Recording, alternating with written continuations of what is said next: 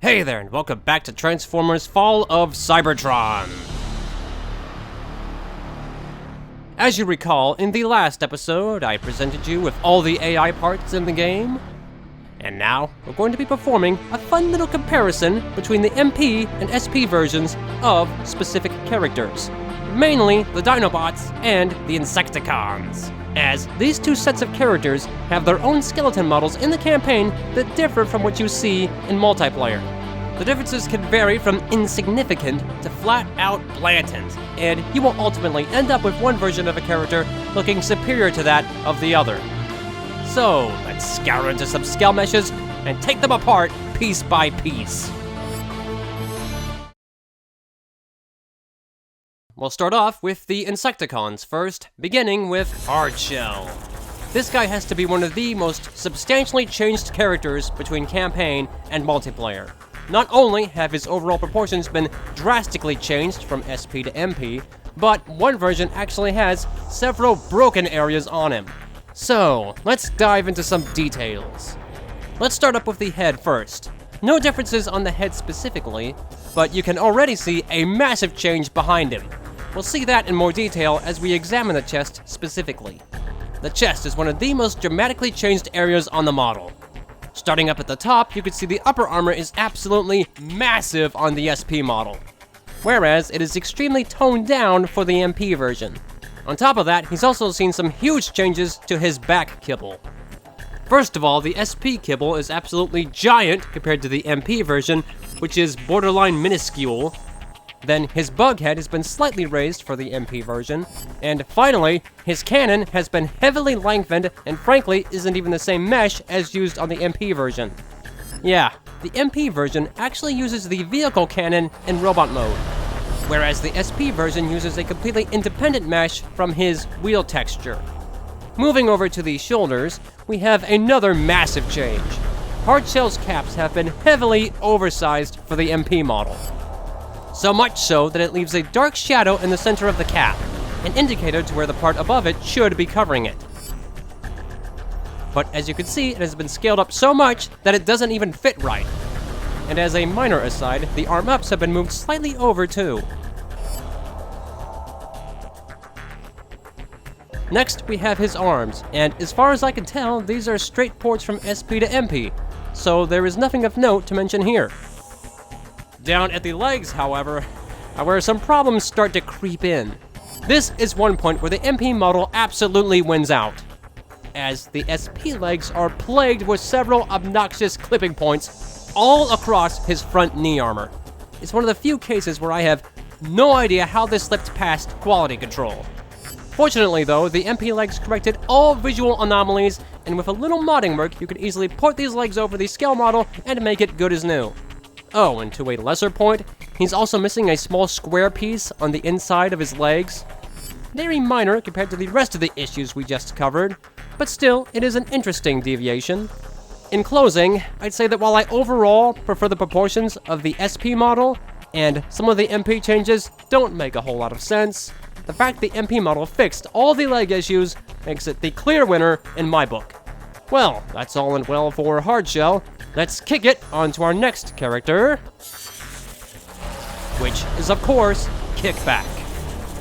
So Kickback, contrary to Hardshell, doesn't have nearly as many distinctions to address. In fact, there are only a couple parts that actually stand out. The first being the head, and really the only change here is that the MP head has had his mandibles substantially scaled down. Like, crazy scaled down. I really don't get why they felt the need to make such a change. It's not like his mandibles got in the way of anything important. So yeah, this one is quite the puzzler. And the only other distinction can be found on his arms. It appears that the normals for the inner circuitry on his arms are somehow inverted. At least that seems to be the case, because there's certainly something different going on here, and judging by the shading on the model itself, I'm inclined to think the SP version is the correct one. Fortunately though, much like with Hardshell's legs, these parts can easily be ported and are a simple enough adaptation to make. It's honestly a toss-up on this one, since both differences are negligible at best, but I'll probably give the points to SP for this one, since the head changes were completely unnecessary. Well, that's a wrap on Kickback. Let's sharpen it up for the third and final Insecticon. That, of course, being Sharpshot. So again, like Kickback, Sharpshot doesn't differ a whole lot between SP and MP. In fact, there are, again, only a couple points that actually stand out. First off, it seems that his materials differ slightly. The SP version seems to have a higher roughness value that makes him appear brighter and shinier compared to the MP version. Aside from that, the only other difference I can spy is that the faction logo is more centered on the MP version than the SP version. So, points for the MP version, I guess. So the winner here easily goes to the MP model. Since the only real difference between them is a minor improvement, it is a pretty simple choice. Well, that brings the Insecticons to a crawl. Let's switch it up and go full Jurassic and check out the Dinobots next. Starting off the Dinobots, we of course have Grimlock. Grimlock seems to have received quite a few proportional shifts from his translation from SP to MP, and none of them seem to be good. Starting up with the head, it is largely unchanged, although you can clearly see it stands quite a bit taller compared to the MP version. The chest has seen quite a few shifts from SP to MP, and as I said before, none of them look too good. The SP model posts a stronger, bolder stature with a much higher standing chest, that I honestly don't see any particular reason for this change to have been made. Oh, and on top of that, he got a butt job. Yeah, it's a lot wider and lower than compared to the SP version. Guess Grimlock was feeling a little self-conscious. Well, anyway, no need to dwell anymore on that, so let's move on. Continuing on to the shoulders, they seem to be generally the same mesh, except for being shifted slightly closer to the chest on the MP model. Other than that, nothing else seems to be worth mentioning. His arms have also been straight up shifted. The hand and the claw near it are still in the same place, but the entire rest of the MP arm has just shifted so far over that it just looks unnatural. So I definitely prefer what the SP model has instead. Finally, we have the legs, and aside from the aforementioned butt job, I don't see anything particularly of note here.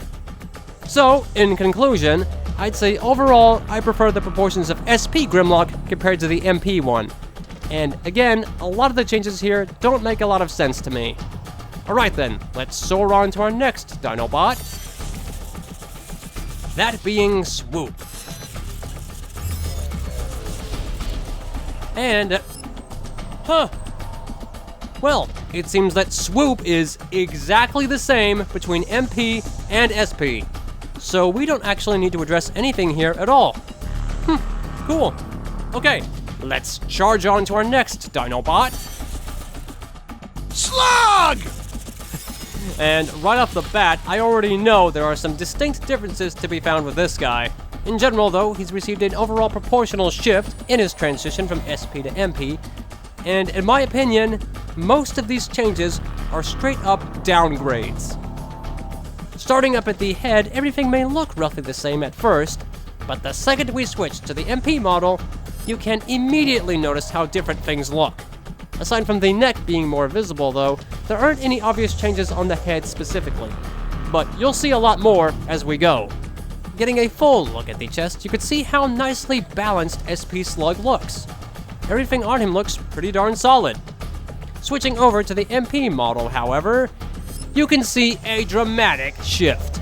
Pretty much every spot on his chest has received some sort of proportional shift that makes his chest appear a bit too oversized and honestly just not quite as good as the SP version. This is taken a step further when you check him from the back, where his back kibble in particular has been immensely upscaled compared to the original.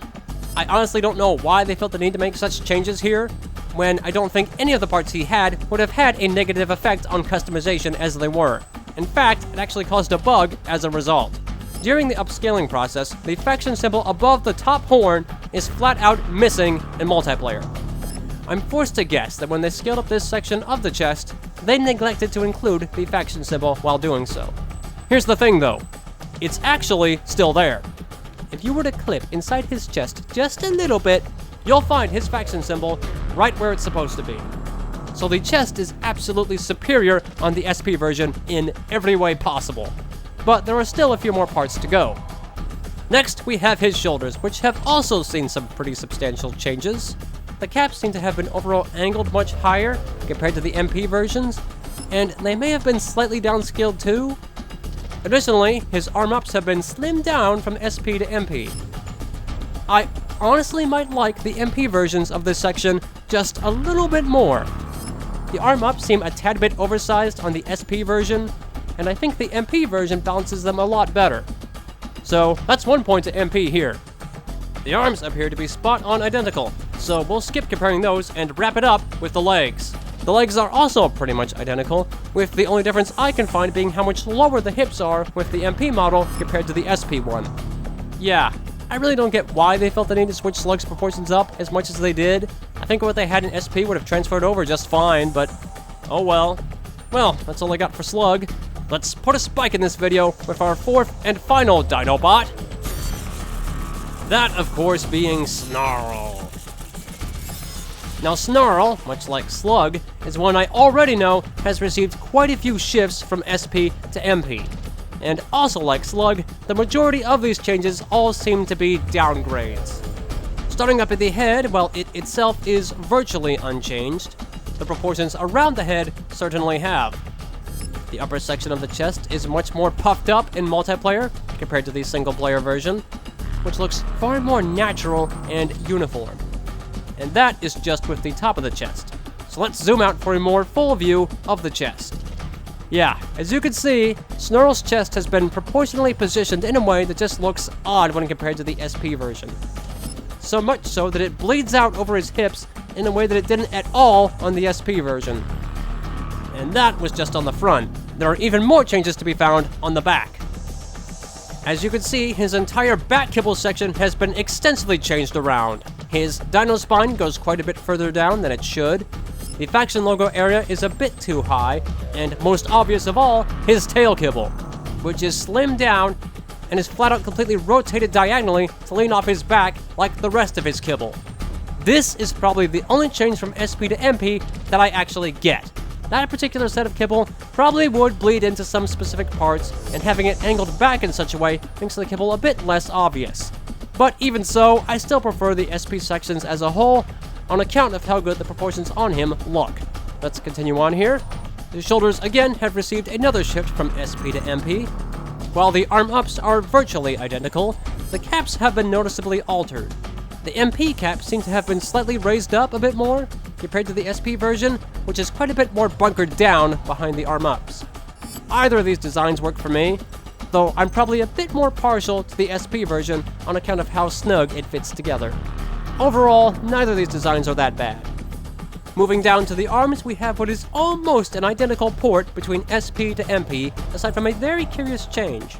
Strangely, the MP arms have received a much larger joint compared to the more minuscule SP one. Yeah, I really don't get this change. There was obviously nothing wrong with the design he had, and this massive joint just becomes really obnoxious once you compare it to the SP version. And finally, we have the legs, which are almost perfect ports except for one key issue that a lot of you may have noticed at least at some point. You see how the knee armor looks silver on the SP version, but when you switch over to the MP one, they become gold and have some slightly different visual elements? What's the deal here? The answer to that is actually quite simple. It turns out this is just a simple case of improper material assignment. Instead of using the leg material, as it should be, his knee armor is using the wheel material, which contains his scales. Yep, an issue as simple as that could cause a break like this. Fortunately though, this is an incredibly easy issue to fix with the right knowledge. So yeah, as an overall whole, I'm going to give the points to the SP version again. Even if the kibble is a bit more uniform on the MP version, the overall proportions are far better with the SP version. And with that, we have a wrap on the MP versus SP parts video. I should also mention that thanks to UPK Explorer and the proper Blender knowledge, these scale parts can easily be converted to replace existing MP ones. Well, with that comparison complete, we'll be back next week for one last part/skeleton deep dive with an examination of all the remaining SkelMesh-based characters in Fall of Cybertron. Well, the ones that support the standard FOC rig, that is. And there may be a couple others I'll save for their own video. I'll see you in the next one. Later!